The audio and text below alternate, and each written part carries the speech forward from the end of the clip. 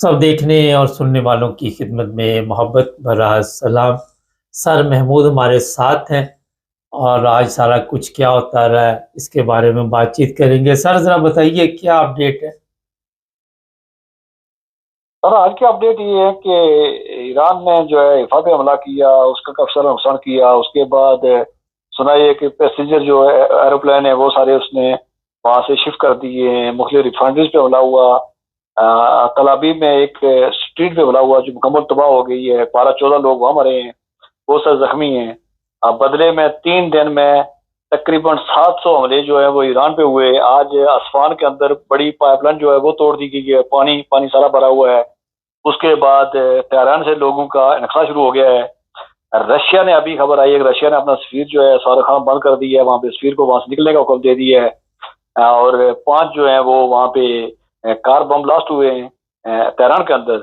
और तेहरान के अंदर वजारत इंसाफ की बिल्डिंग जो है, उसके बाद पासदारान की बिल्डिंग जो थी, उसके बाद एक और नेवी का हेडक्वार्टर था शायद, वो उसको उड़ा दिया गया। और शायद उसके बाद तकरीबन तमाम बड़े एयरपोर्ट जो है उन पर हमले किए गए हैं। और शहरों के अंदर जो है वो भी हमले इस तरह खबरें आ रही हैं। लेकिन 5 जो कार ब्लास्ट है ये एक बड़ी अजंबे की खबर इस तरह है कि इसका मतलब है कि वहाँ अंदर उनके अभी तो रिसोर्सेज मौजूद है और अंदर जो है वो फील्डिंग लगी हुई है और वो फील्डिंग कर रही है। ऐसे ही है वहाँ का। अच्छा, ये बड़ी एक खौफनाक चीज़ है कि अंदर से भी हमले हो रहे हैं और बाहर से भी हमले हो रहे हैं। तो इसका मतलब अभी तक जो ईरान की गवर्नमेंट है वो कंट्रोल नहीं कर पाई। देखें, ईरान की और हुकूमत जो है वो अब उसके पास हालात जो है ना वो ऐसे नहीं है कि वो कुछ कर सके, इसलिए कि ऊपर से हमले हो रहे हैं। 14 जो है उनके साइंटिस्ट, टॉप क्लास के साइंटिस्ट मर चुके हैं, जनरल मर चुके हैं। उसके बाद खामनाई साहब को पर एक हमला हुआ, अब दूसरा आज नेतन्याहू ने बयान दिया कि हम उसको मारेंगे। उन पे हमले होंगे यकीनन। उसके बाद आला क्यादत जो है वो खतरे में है, भागम दौड़ है। जब इस तरह के मामला हो फिर आपने ऊपर से दफा भी करना हो, फिर वापस आपने जवाब भी देना हो, उसके बाद फिर अंदर इदारों की स्क्रूटनी करना और इदारों के अंदर से लोगों को निकालना, ये बड़ा मुश्किल हो जाता है। ये मेरा नहीं ख्याल कि इस वक्त वो पॉसिबल है या इस तरह का कोई क्रैकडाउन हो सकता है उन पे। तो बहरहाल अंदर का मौजूद है। अब जो पाइपलाइन तोड़ी गई आसमान में, उसकी वजह से पूरा आसमान शहर जो है वो पानी के अंदर डूबा हुआ है। डूबा से बता दिया कि सड़कों पे पानी है, आपके मुंह में बंद हो जाती है। तो ये सारी चीजें हैं मिला के देखें। जब पानी आता है तो आपका गैस का पानी बंद हो जाता है। उसके बाद खाने पीने का आपने देखा स्टोर जो है वो खाली होने शुरू हो गए। तो ये कुल मिला के मेरे ख्याल में आवाम को वहां तक ले जाया जाएगा जहाँ आवाम के अंदर बेचैनी फैलेगी और आवाम सड़कों पे आएंगी। और जो अक्सर मकसद जो वही 2 मकसद हैं।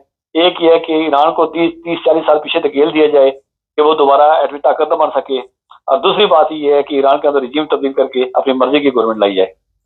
अच्छा, जो इसराइल के हालात है वहाँ भी ईरान के हमले जारी हैं। आप देख रहे हैं कि आज रात को भी और भी वहाँ पे मिसाइल फेंके जाएंगे। जी बिल्कुल हमले होंगे अभी, चूंकि ईरान तो अभी हफ्ते करेगा। ईरान के पास सुनने में ये है कि कम अज कम 3500 जो है ना वो उसके पास मिसाइल मौजूद हैं। तो उसने जो अटैक किया उसका हर दिन का अटैक जो पहले से बढ़ के हुआ। और इसराइल की जो वहाँ पे उनकी जो रोकने की कैपेबिलिटी थी वो कमजोर पड़ी है। तो यकीनन दोबारा हमले होंगे और आज भी उन्होंने धमकी दी है। ये तब तक चलते रहे जब तक एक मुल्क का किसी का इंफ्रास्ट्रक्चर तो तबाह नहीं होता है। और फिर देखा यह जाएगा कि ईरान को कितनी अमदाद मिलती है, कितने लोग उसके साथ खड़े हैं, किस तरह के साथ खड़े हैं। और सारे बातों के आता खड़े हैं। दिल उनके करबला वालों के साथ और जो है तलवार का कूफे वालों के साथ। ये अब ये सोचने वाली बात है और इस पे कुछ दिनों के बाद ही अंदाजा होगा। लेकिन अगले 3-4 दिन बड़े अहम है ईरान की सलामती के लिए, ईरान के मौजूदा इंफ्रास्ट्रक्चर के लिए, ईरान की मौजूदा हुकूमत के लिए। आप देख रहे हैं कोई खाना जंगी का माहौल ना बन जाए ईरान के अंदर। देखिए, मैं उसी तरह निशानदेही कर रहा हूँ कि जिस तरह उन्होंने पानी खोल दिया है, वहाँ पूरे शहर में पानी फैला दिया है। तो जब इस तरह की चीजें आएंगी, ईरान ईरान पहले से ही उस पर पाबंदियां थी। तो जब आप आवाम को इस हद तक लेके आएंगे तो खाना जंगी नहीं, लेकिन इस हद तक खाना जंगी देखे ना, वहाँ पे एहतियात जारी रहा है। 2-3 साल से एहतियात जारी रहा है, लोग मारे भी गए हैं। उसके बाद हुकूमत के अंदर डके छुपी जो है वो एक प्रोटेस्ट जारी रहा है। तो यकीनन वो लोग जब उनको वो मजबूर होंगे या उन लोगों को किसी जगह से और किसी जगह से उनको सोर्स मिलेगा तो वो लोग बाहर रोडों पे आएंगे। तो वो हुकूमत के लिए परेशानी बन जाएगी और हुकूमत इतने माजूम में लड़ नहीं सकेगी। तो यकीनन ये उसी साइड पे बात जाएगी। और हालत जंगी तो मैं नहीं कहता हूँ, लेकिन मैं इतना कहूँगा कि कम अज कम अपोजिशन और वहाँ के लोग बाहर निकल आएंगे और अनरेस्ट अंदर भी अनरेस्ट पैदा हो जाएगी। और जिस तरह का वहाँ पे फीलिंग लगी नजर आ रही है किसी और की, जिस तरह उस तरह के लिए काम हो रहा है, ये बड़ी एक खतरनाक बात है। और ईरान जैसे मुल्क के लिए जिसके यहाँ सिक्योरिटी बड़ी हाई अलर्ट थी, जिसके यहाँ एक बड़ी मुनज़्ज़म कौम थी, वहाँ एक बड़ी अजीब सी बात है, और मेरे ख्याल में ये किसी का ध्यान उस तरफ जा नहीं रहा था। और दूसरी तरफ आप देख लें कि खबरें जो आ रही हैं, पता नहीं गैर मुतल्लिका खबरें हैं कि जो ईरानी कुछ जो है ना, जो पाकिस्तानी बॉर्डर के साथ हैं, वो पाकिस्तान की तरफ आ रहे हैं। मुमकिन है वो जो फुटेज आ रही है वो ये भी हो सकता है 40-50 हज़ार पाकिस्तानी जो कि ईरान में फंसा हुआ है, मुमकिन है वो भी वापस आ रहे हों। लेकिन तुर्की की तरफ जो है वो भी लोगों का रश है, लोग जा रहे हैं। खुदा की अजीब कुदरत है कि 2 महीने पहले ईरान और पाकिस्तान जो है वो आपको पता है अफगानी को निकाल रहे थे, आज वहीं वही हालत ईरान में होती जा रही है। तो सर मिला जुला के अगर मिल के देखा जाए तो एक गंभीर सी सूरत हाल है, और आने वाला वक्त जो है वो और परेशान कन होगा, और ईरान की सलामती जो है वो उसके बारे में खदशात बढ़ते जाएंगे। इसराइल के अंदरूनी हालात के बारे में आपका क्या ख्याल है? देखें, ये नेतन्याहू तो इससे पहले भी अदालत केस था, और इसकी बड़ी कमजोर हुकूमत थी, इसकी अपोजिशन बड़ी मजबूत थी। ये तो इस जंग की वजह से रुका हुआ है, और ये कब का फारूक हो चुका होता। और इसने जंग इसकी इक़्तिदार की तवाल्लुक की वजह ही जंग है। और वहाँ पे आपने देखा बड़े बड़े प्रोटेस्ट हुए, गजा के बारे में प्रोटेस्ट हुए। अब जब वहाँ पे मार पड़ने शुरू हो गई गलियों की गलियों, क्योंकि बदकिस्मती से पिछले 50 से 60 साल से इसराइल ने सिर्फ मारना ही सीखा था, मरना नहीं सीखा था, या कम अज कम वहाँ पे हमले होते नहीं थे। इक्का दुक्का को हमास का हमला करता था तो 2-4 लोग जख्मी होते थे, वो एक मामला था। लेकिन इस तरह का खुलम खुला जो ऊपर से मिसाइल आ रहे हैं, मारे जा रहे हैं, 14-15 लोग हो चुके हैं, वहाँ पे कंट्रोल है काफी, वहाँ भी तो खबरें वहाँ से आ नहीं रही हैं। लेकिन बहरहाल जो भी खबरें आ रही हैं, जिस तरह के हमले हो रहे हैं, तो ये उनके लिए बड़ी परेशानी की बात है। और यकीन वहाँ पे उसके ऊपर तो पहले ही कमजोर थी, और वो सिर्फ एक जंग के जो है वो वजह से बैठा हुआ था, तो यकीन उसका अपना नुकसान भी होगा और अपना मुल्क का नुकसान भी हो रहा है। और जो हो रहा है वो उसकी सोच से बढ़कर हो रहा है। आम जितने तजिया नगार जो हैं, जो इन मामला में नजर रखते थे ईरान की और जो इसराइल की, तो जो नुकसान इसराइल का अभी तक हुआ है वो तजियों से ज्यादा हुआ, और वो शायद ज्यादा मजीद ज्यादा होगा। सर, इंटरनेशनल लेवल पे क्या अभी तक की अपडेट है? G7 कॉन्फ्रेंस भी थी, और अमेरिका भी कोशिश कर रहा है कि जंग रुक जाए, पहले खुद ही शुरू करवाई है। और एक बड़ी अहम बात है कि इसराइल पे हमले हो रहे हैं, तो ये समझ से बाहर है कि ये जहाज कहाँ से आ रहे हैं फिर? देखिए, आपने इंटरनेशनल बात की, इंटरनेशनल तो 2 ही मयार होते हैं, एक तो या तो वेस्टर्न का है, और दूसरा ये है कि OIC का। OIC तो शायद बेहोश पड़ी हुई है, कि इसको पता ही कोई नहीं है कि क्या हो रहा है, उसकी तो खबर ही कोई नहीं है। और जो बाकी बयान दे रहे हैं, जो सऊदी गवर्नमेंट का बयान आया रिसेंटली, देखा आपने कि 600 अरब का उन्होंने मायदा किया। मायदा किस लिए किया था? ये ईरान के खिलाफ ही किया था ना, ईरान के साथ चाहिए था उनको। तो वो तो क्या खड़े होंगे, उन्होंने कल बयान दिया कि हम उसके साथ खड़े हैं, तो वो कितना खड़े होंगे। और दूसरे जो ममालिक जो हैं, जो अड़ोस पड़ोस में हैं, उनके बारे में मुताबिक खबरें आ रही हैं कि उनके मफादात भी और तरह के हैं, और उनके अपनी माली माशी IMF की मजबूरी, बहुत सारी मजबूरी हो सकती है। तो बहरहाल अपने अपने मामला है सबके। तो ये तो जो पहलू है जो इस्लामिक वर्ल्ड वाला, इसको तो आप एक साइड पे रखते हैं। आप दूसरी साइड पे चलते हैं। दूसरी साइड पे देखें, जो वहाँ पे उनकी जो एटमी मामला में जो रिपोर्ट आई है, उसमें सब बड़े ममालिक मौजूद हैं, जर्मनी मौजूद है, फ्रांस मौजूद है। दूसरी उसके बाद ये खबरें भी आ रही हैं कि फ्रांस का और जो बैरी जो जहाज थे ये UK के, ये वहाँ गए भी हैं। कुछ लोग ये कहते हैं कि वहाँ पे इस्तेमाल भी हुए हैं, और बरतानिया के कम अज कम आ रहे हैं। बरतानिया की आज भी एक उनका जो स्टेटमेंट आया है कि हम इसराइल की मदद करेंगे।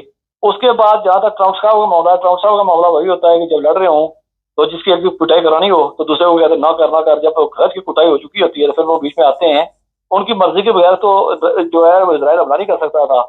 अब वो कह रहे हैं कब तक करेंगे, कितना मौलाद, उनका मौलाद यही है कि वो बैठ के, तो जब एक काम हो चुका होगा तब वो करवाएंगे।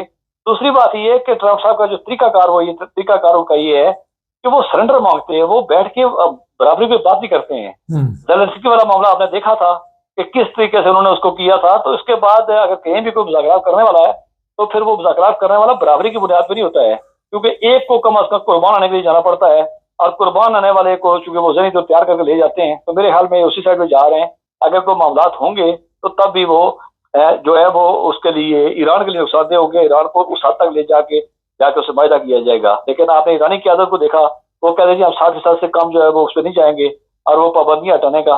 लेकिन क्या ईरान अब इस पोजीशन में होगा? क्या ईरान जो तलबात करेगा वो मनवाए जाने की पोजीशन में होंगे? क्या उनकी कोई बात सुनेगा? ये एक सवालिया निशान रहेगा।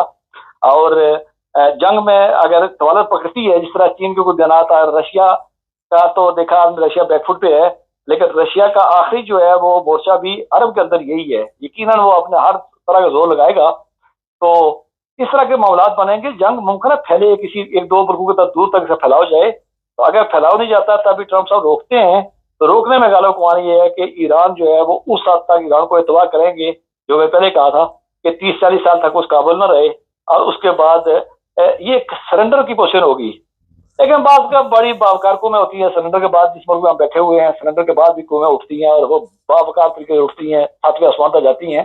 لیکن اگر قومیں ان میں طلب ہو ان میں ہو تو اٹھا جاتا ہے. ایسا نہیں ہوتا ہے کہ یہ زندگی اسی دن ختم نہیں ہو جاتی ہے. بہرحال یہ ہے کہ ساری صورت گمبھیر بھی ہے, اور یہ جہاں تک میزائل ٹیکنالوجی جنگ ہے وہاں دماغوں کی جنگ بھی ہے کہ کون کس طرح کس بہتر طریقے سے جنگ کو اپنے فائدے استعمال کرتا ہے. اچھا, مجھے کچھ ایسا لگ رہا ہے کہ یہ خطرناک جنگ ہو سکتی ہے, اور کہیں یہ ایسا نہ ہو کہ جب ایران یہ دیکھے کہ اس کے لیے مشکل پیدا ہو رہی ہے تو وہ پھر آخری پتہ اپنا جو پھینک دے, اس سے کیا فرق پڑے گا کہ کتنی دنیا تباہ ہوتی ہے. آپ دیکھ رہے ہیں یہ چیزیں؟ دیکھیں, ایران تو اس قابل نہیں ہے کہ ایران اس پہ, چونکہ ایران کا یہی تھا کہ ایران کہنے والے کہتے ہیں کہ اگلے 2 سے 4 ہفتے 6 ہفتے 7-6 مہینے میں وہ اس قابل ہو سکتا تھا کہ وہ اپنا ٹیسٹ کر سکتا تھا. لیکن ٹیسٹ کرنے کے بعد 2000 کلو میٹر دور جا کے آپ نے لانچنگ تیار کرنا اور حملہ کرنا, یہ تھوڑی بہت ڈفرینٹ سی چیز تھی. نہیں, اس قابل ایران ابھی تھا نہیں. رشیا بھی تو ہے نا ساتھ. نہیں, رشیا بھی ہے, لیکن رشیا جب کرے گا تو پھر رشیا کے پاس اس سائڈ پہ دوسری سائڈ پہ فرانس بھی اٹامک پاور ہے, یو کے بھی اٹامک پاور ہے, امریکہ بھی ہے, اسرائیل کے پاس بھی ہے. تو پھر یہ چیزیں مشکل ہو جاتی ہیں. آپ نے پتہ ہے بیچ میں ایک ڈیولپمنٹ ہوئی تھی, ایک پتہ نہیں بات لمبی ہو جائے گی, ایک ملک نے آفر کی تھی چین کو کسی جگہ پہ کہ جی آپ فلاں جگہ سمندر میں آ جائیں تو سیکنڈ جو ہے وہ آپ کے لیے آپ کو اسٹرائک کروانی پڑ جائے گی کبھی آپ کو, تو وہ اس پہ, لیکن وہ خبر لیک ہو گئی تھی. تو اس طرح کی چیزیں, لیکن میرا نہیں خیال کہ رشیا اس حد تک جائے گا. رشیا کا اس جنگ میں وہ اپنے آخری زور لگائے گا, لیکن ایٹم بم والی سائڈ بھی جا کے نہیں. تو اس جنگ کو کوشش کرے گا کہ ایران کے پاس ایک باعزت راستہ نکلے اور ایران میں بطور ملک بھی بچے, اور ایران کی جو رشیا کی وہاں پہ جو اپنی فیلڈنگ لگی ہوئی ہے اتنے عرصے کا جو انویسٹمنٹ تھی وہ بچ جائے. تو اگر نہ ہوا تو پھر وہ سارا اس کے پاس سب کام ہی ختم ہو جاتا ہے. دیکھیں وہ کل بالکل اس کے سر پہ بیٹھا ہوا تھا شام میں بشار اسد کو بڑا آزمایا ہوا آدمی تھا, بڑا نزدیک آدمی تھا, وہ آخر میں اس کو گھر بھی لے کے گیا. لیکن بشار اسد کے لیے وہ کتنی حد تک گیا سب نے دیکھا, بلکہ آخری ٹائم اس نے اپنے بچانے کی کوشش کی اور اپنے آپ کو بڑی مشکل سے بچا کے بھاگا وہاں سے. چلیں, بہت شکریہ. نہیں, یہ آج سارا دن کیا ہوتا رہا وہ ابھی سر نے بتایا آپ کو, اور یہ میں بتا دوں کہ یہ جنگ عام جنگ نہیں رہے گی. یہ بات آپ میری نوٹ کر لیں, اور اس جنگ میں کچھ نہ کچھ ایسا ہونے والا ہے جو پوری دنیا کے لیے ایک نیا سبق ہوگا. شاید دوبارہ تاریخ دہرائی جائے. اس سے پہلے جس طرح جاپان میں آپ کو یاد ہوگا, اور زیادہ دیر آپ کو انتظار نہیں کرنا پڑے گا. دیکھتے ہیں کیا ہوتا ہے. چینل کو سبسکرائب کریں, جڑے رہیں ہمارے ساتھ تاکہ اور بھی پروگرام دیکھتے رہیں.